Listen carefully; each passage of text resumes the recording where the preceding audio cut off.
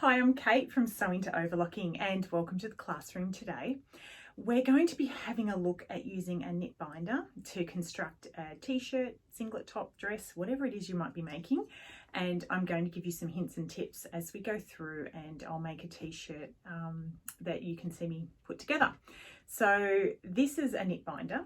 Can get it in double fold or a single fold. So double fold obviously folds top and bottom.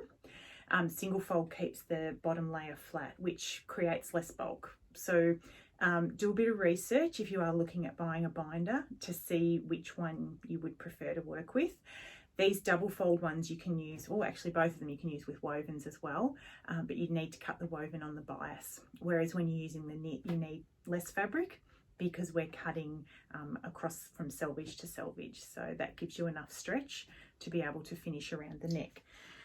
So this is what knit binding looks like if you're not aware of it. This is a dress that I've made a little while ago, but you can see I've got my narrow cover stitch there, and if I flip that over, it's a nice bound edge and the cover stitch loop is neatening it all underneath. So it's a really fast process to work with. So the pattern that I'm using today is my More Than a Basic Tee pattern. So this is a t-shirt which is short or long sleeve, but I have a added feature panel, probably is the best way to describe it. So this one is the cowl neck, so it sits in the shoulder and is attached into the side of the garment and then gathered into that shoulder and sewn into the seam. Sometimes you would like to make a top that's just a little bit more dressy than a basic t-shirt. So something like this you could put on with a pair of nice black slacks, go out for dinner, and you've got a lovely top to wear. But it is a really nice t-shirt pattern. I've made sure that it has enough room in it because you don't want anything that's going to cling to you too much. So actually this might be an easier way of seeing it. So that's the cowl neck with a knit fabric. And I've used my cover stitch to finish that off. And this is the other version. So the pattern comes with two feature panels. This is like a tie front, and it actually looks much better when it's actually on because that comes across. It's also good to hide, sometimes we want to hide our belly a little bit, and as well as dressing up the garment, it's a great way of, if you go to dinner and you have a bit too much to eat, it's not so much of a feature if you've got a bit of a panel covering it. So I'm really proud of this pattern. It comes in size 8 to 26. So it's great options in sizing as well. And obviously long and short sleeves are in the pattern too. So I'm just going to make the basic t-shirt today, so without the feature. And I've got my fabric and pattern over on my cutting table, so I'm going to move over there and I'm going to talk a little bit about, before you cut a garment, when you're going to use your knit binder, it's really important that you think about the pattern and you need to make some adjustments before we cut the neckline. So I'm going to move the camera over to the cutting table and we'll have a look at that.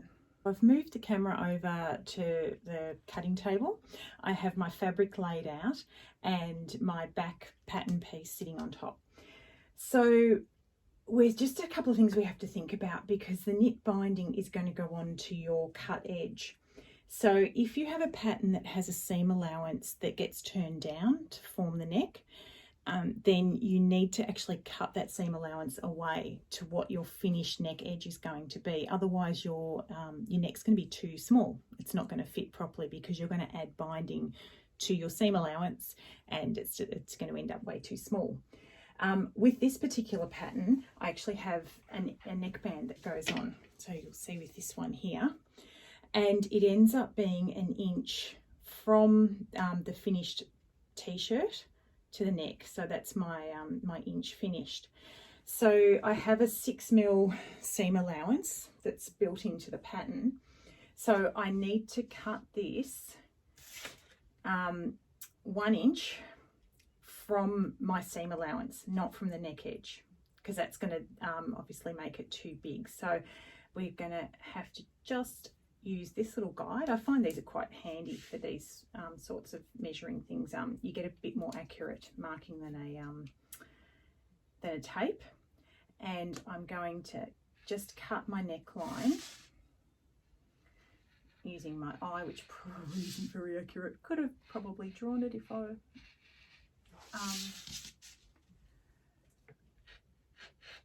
had thought about it, but hey, I like to live dangerously. So we're going to bring that around.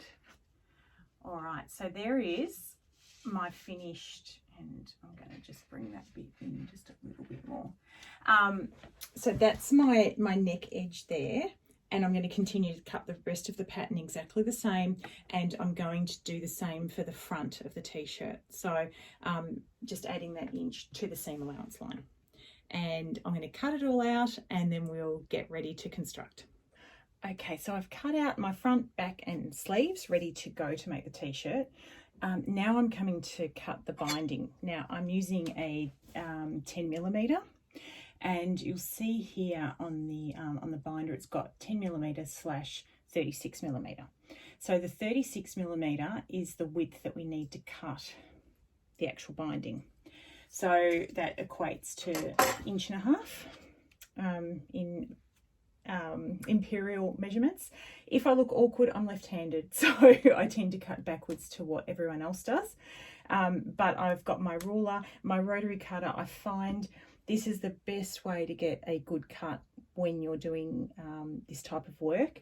Trying to use scissors to cut a straight line really is very difficult. So make sure you get a nice clean line first.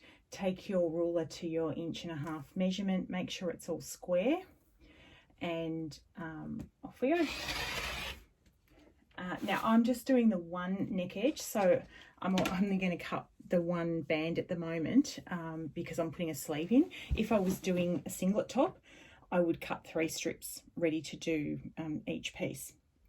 So just work out how much you've got to do. And if you're doing something like the dress that I held up earlier that has a wraparound, I join those pieces if it's going to go all the way around and you need to actually have a join in it. So just check before you sit down to sew in case you need to join your band.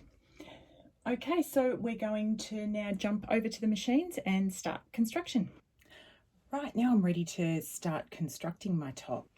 I have my front and back pieces pinned together at the right shoulder. You can choose the right or left shoulder.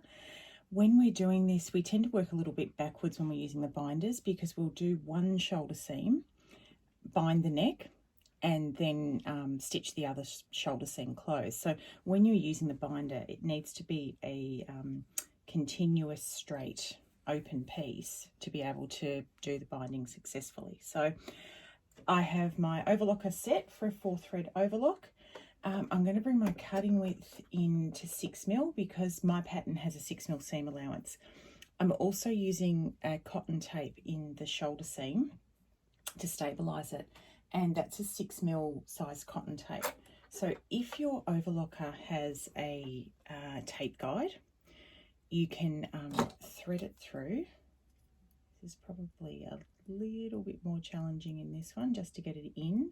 Once it gets into position, it makes stabilising your shoulder seam so much easier. Can you see how that's sitting there? By putting it through the top of the foot, and there's lots of brands of overlockers out there that have tape guides built into the feet, just makes your attaching tape so much easier because it keeps it away from the blade. It positions it exactly where the needles need it to be able to stitch. So I have my seam here ready to go. I am using clips, sewing clips, quilter's clips, whatever you want to call them, rather than pins. Pins and overlockers really don't mix. So if you can avoid using pins, or if you only have pins, make sure you're pinning away from your blade.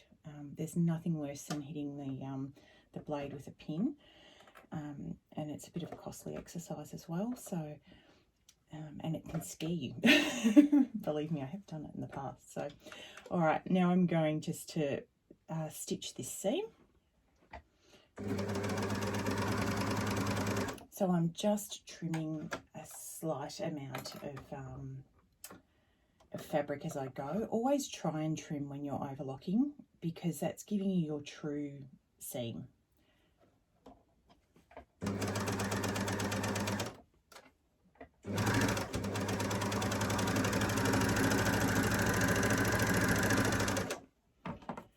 So I'm just going to trim the tape at the back there, because when I come back to do the other shoulder seam, my tape's all ready to go for me. So just a bit of a time saving factor.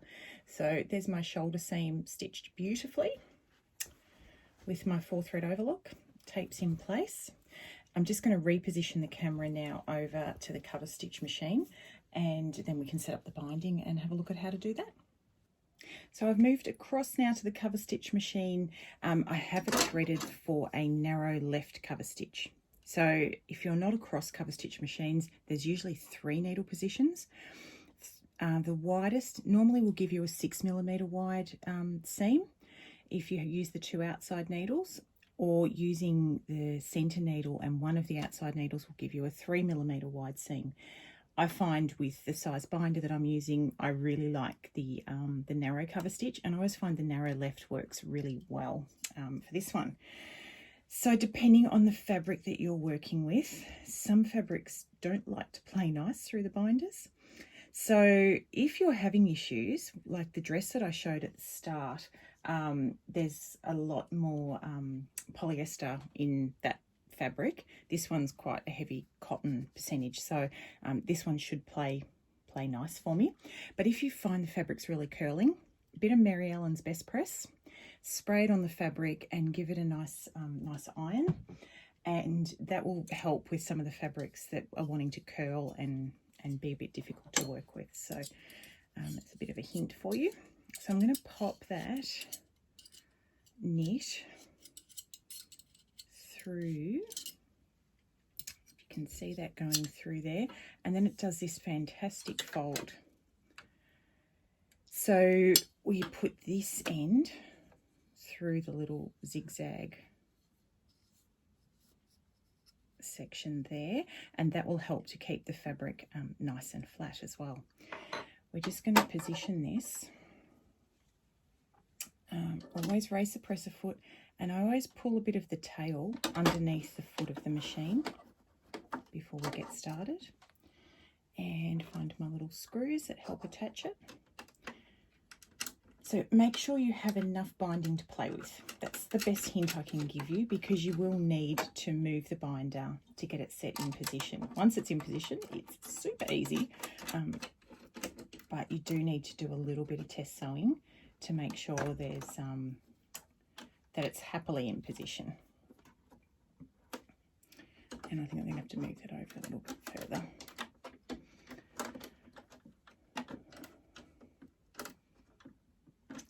Okay, let's see how we're going.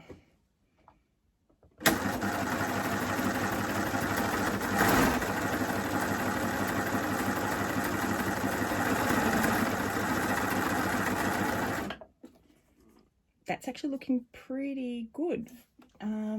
It's not bad for me for lining up the first time. I'm just going to grab a piece of fabric, which I should have had ready beforehand, and I just want to sew with fabric under it, because what you can find is, particularly if you're using a sort of a heavier fabric, sometimes it can move, and once you've got your fabric in there, because you're sort of adding another layer in. So I'm just going to pop that in underneath, and we'll just see how the stitch positions once the fabric's in place.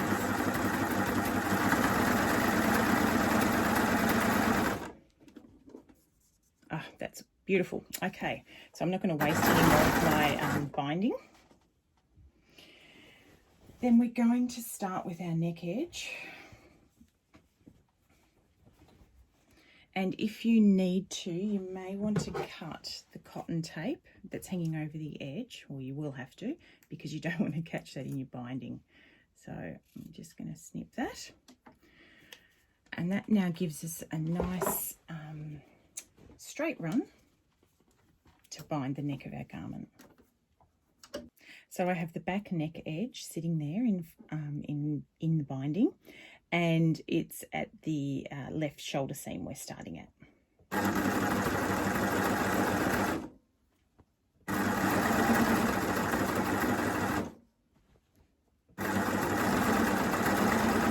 You'll find with the way these binders are positioned that even, you know, stitching around a curve is just absolutely no issue. It just feeds beautifully. And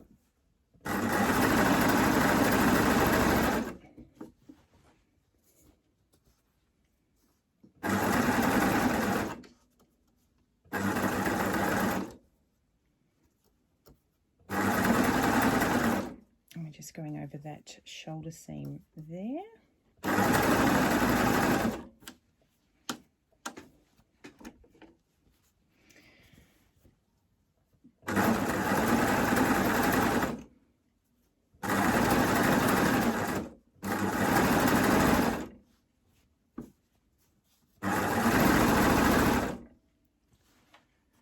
Nearly finished.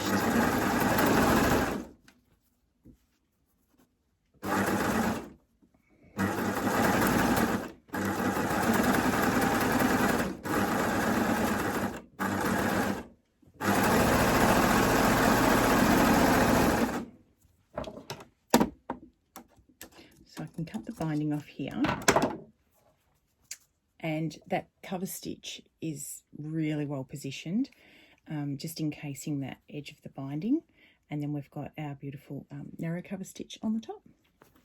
So back to the overlocker now. We'll finish our construction. If I was doing a singlet top, at this point I would overlock the shoulder seam closed, bind both the armholes, and then continue with the construction of that. With this one I'm doing a t-shirt, so I'm going to put a sleeve into it. So we're pretty much done with our binding now. So my left shoulder seam is now in position under the foot of the overlocker with the tape still in place where I left it after doing the previous shoulder seam. And I'm starting from the armhole edge. It's always a little bit challenging when you're going over the thickness of the binding. So we're just going to keep stitching.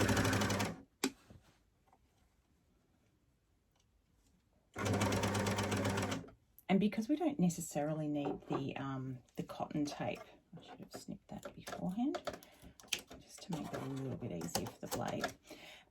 Because we don't really want the thickness of the cotton tape going over our edge. As we get close to that, and you're happy with where the cotton tape's finishing, we can just cut that out of place.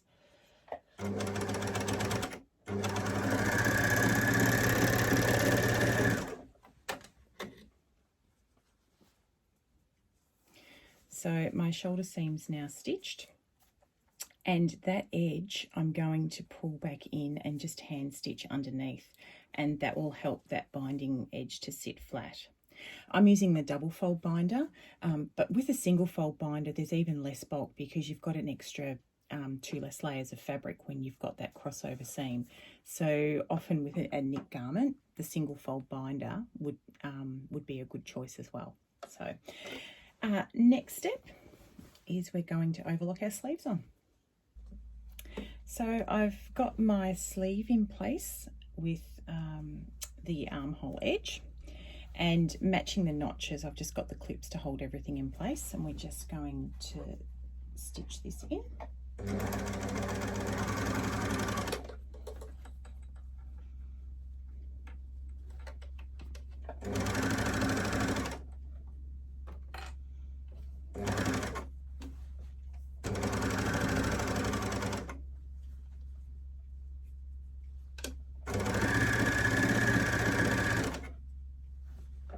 The great thing about a garment like this, it really doesn't take long to make. And once you get a good fit in a t-shirt, there's nothing better than being able to play around with different fabrics and have a different look every time. So just making sure that your shoulder seam is sitting in the same direction as it was at the neck edge when you're sewing over here. You don't want to have it twisting as you're going over.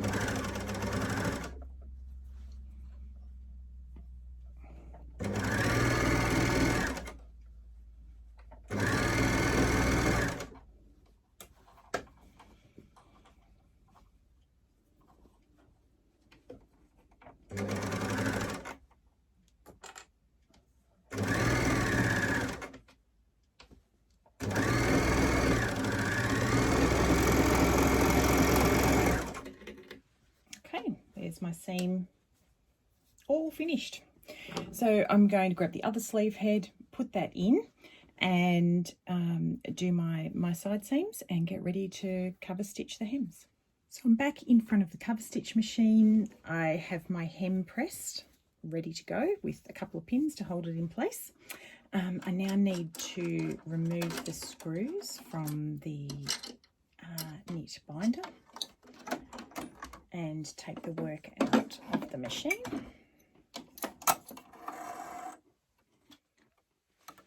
Okay, pop that aside. Now I really like a wider cover stitch for a hem.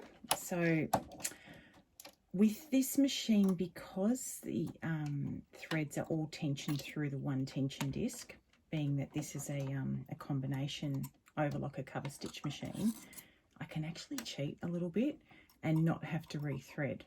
So that's one of the advantages of this machine, is I can move the needles. I'm going to have to cut that thread anyway, and not have to worry about rethreading through the threading path for the C3 needle. So if you have a cover stitch machine which has individual tensions, then you must rethread through the correct path when you're moving your needles around. But as I said, with this one, I can cheat just a little bit, and I don't know where my needle threader is, so I'll just go the old-fashioned way and thread that up with some tweezers.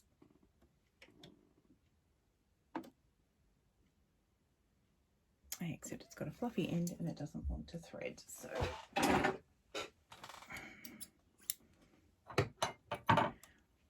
always a nice clean end of thread when you're threading makes the world of difference. So I'm going to pop that into there like so, and the left needle as well. So when you're doing your hemming, the concept of cover stitch obviously is to catch the raw edge of the fabric underneath as best as you can. So you can position it. It's good if it's a fabric that you can see through, because then it makes it a lot easier. You can see where you're lining up. Otherwise you're going a lot by feel. There are lots of different attachments you can get. This happens to be the one for this model to help you sew straight, because I need that too. So it helps to keep the guide will help to keep your hem straight. So I'm just going to move that over until I am happy with that. And we're working always with that left needle position for lining up our fabric. Well, that looks pretty good. I like to start at a side seam. I think it just is better than starting sort of halfway through your hem. I'm going to place that underneath.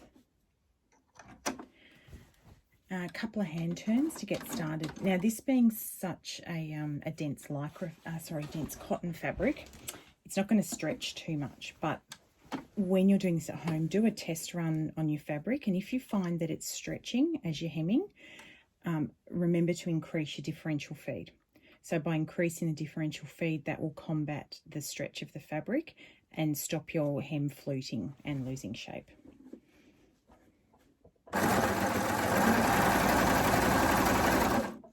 Okay, I'm going to scoot all the way around here, and we'll come back and have a look at the finished garment. One of the things I just wanted to show you was how to finish when you're working in the round. So cover stitch is that stitch that will unravel if it becomes loose. So as I'm coming back with my hem, I have my needle stitching here at the top. I'm going to cut those needle threads just clean to the fabric, and we're going to continue to stitch. And this is where, if you do have a clear foot for your machine, that helps a lot to be able to see. Otherwise you can use the needle markings in the top of the foot to line up. And we're just going to do a couple of stitches over the top. Then we're going to bring our needles up to the highest position, always turning the hand wheel towards you. Raise the presser foot, grab a screwdriver, tweezers, purple fang, something like that, and we're going to pull the threads forward. Cut those, and then you can remove the work from the machine. You still have the looper thread that's attached, but you can cut that off easily. But what that does is it draws those needle threads through to the back of the work. You can then tie those off securely, and that's a really easy way of finishing your cover stitch. And look at that. That's just a beautiful hem. So professional and nicely finished. So I'm going to hem the sleeves, and we'll come back and have a look at it. So here's my more than a basic tee as a basic t-shirt. So without the panel in the front, which these are great because you can do all your contrast stitching, and you can still do the same type of neck edge with those panels as well. So by using the knit binder, it really does give that commercial finish to your work. So if you're looking at taking your sewing to the next level, particularly in knit sewing, it's probably one of my favourite attachments. So I hope you've enjoyed this and you've got some information from it. If you want to ask any questions, kate@sewingtooverlocking.com is my email address. I'm on Facebook and Instagram. I'd love to see pictures of what you've made if you've used your knit binders, and hopefully you found this a benefit. So until I see you next time, stay safe, take care, and bye for now.